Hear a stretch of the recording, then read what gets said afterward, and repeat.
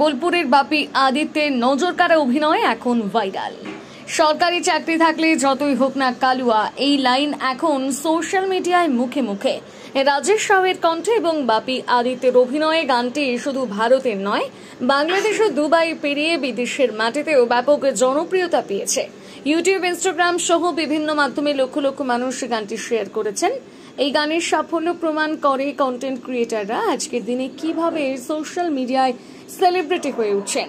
চলুন দেখি বীরভূম পোর্টালে সেই কালুয়ার কিছু অংশ ও কলা কুশলীদের কি প্রতিক্রিয়া।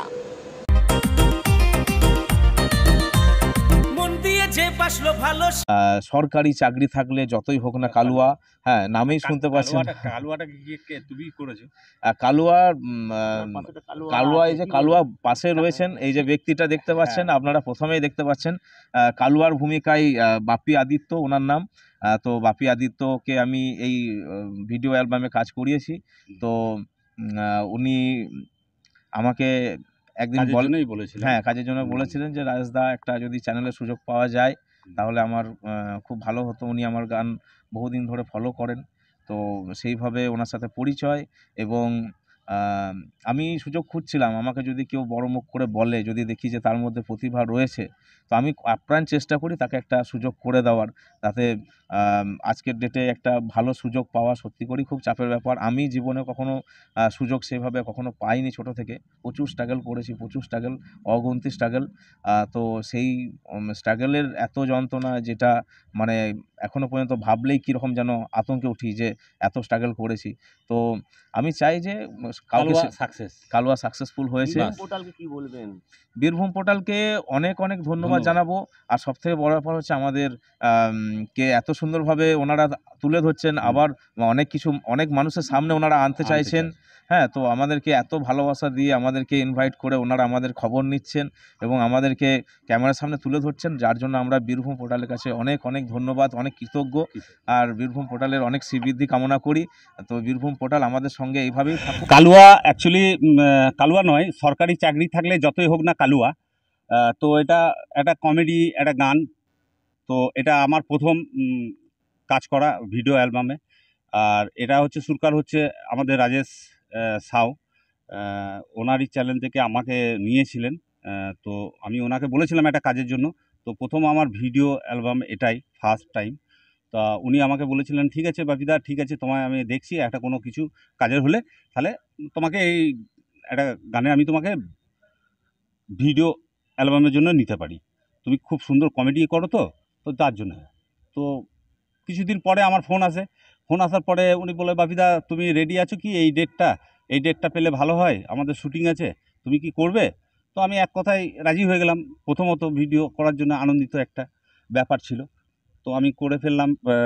ওনাকেই বললাম যে ঠিক আছে, আমি রেডি আছি করার জন্য। তারপরে আমাকে যখন পুরোটা যে ভূমিকাটা তোমারই, কালুয়া ক্যারেক্টারটা তোমার, যেহেতু সরকারি চাকরি থাকলে যতই হোক না কালুয়া, মেয়ের বাবারা যে কোনো মানে এখন চাকরিজীবী ছেলেদেরকে খোঁজে। তো এইটাই ছিল একটা থিম, যে যতই হোক না টাকলা কালা বুড়ো, সরকারি চাকরি থাকলে। হ্যাঁ, তো এইটা ছিল এই গানের উদ্দেশ্য। সেই উদ্দেশ্যটা নিয়ে অনেক খেটেছেন রাজেশ সাউ।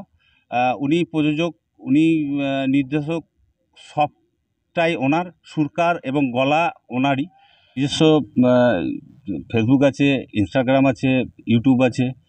আমি কিছু কিছু রিলস ছাড়ি, আর কমেডিও আছে, করি, ওই কাজগুলো করি। বাপি আদিত্য মানে অজয় বাপি আদিত্য হচ্ছে ফেসবুক, আর বাপি আদিত্য আছে আপনার ইনস্টাগ্রামে, আর বাপি ব্লগ 07 হচ্ছে আমার ইউটিউব। এগুলো কাজ করে যাচ্ছি, দেখা যাক কি হয় আগামী দিন। আর আপনারা আমার এই চ্যানেলটাকে আপনারা সকলেই ফলো করে দেবেন প্লিজ প্লিজ। এই বীরভূম পোর্টাল মাধ্যম থেকে আপনাদেরকে সকলকে জানাচ্ছি। গ্র্যান্ড ওপেনিং, শুভ উদ্বোধন 14ই আগস্ট 2025, বৃহস্পতিবার সকাল 10:30টায় ভরত জুয়েলার্স সকলকে জানায় সাদর আমন্ত্রণ।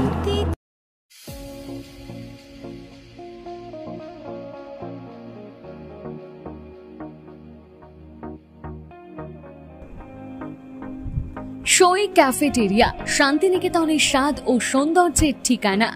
শান্তিনিকেতনের একদম কাছে গোয়ালপাড়া নদীর ধারে সবুজে ঘেরা এক মনোরম পরিবেশে গড়ে উঠেছে সই ক্যাফেটেরিয়া।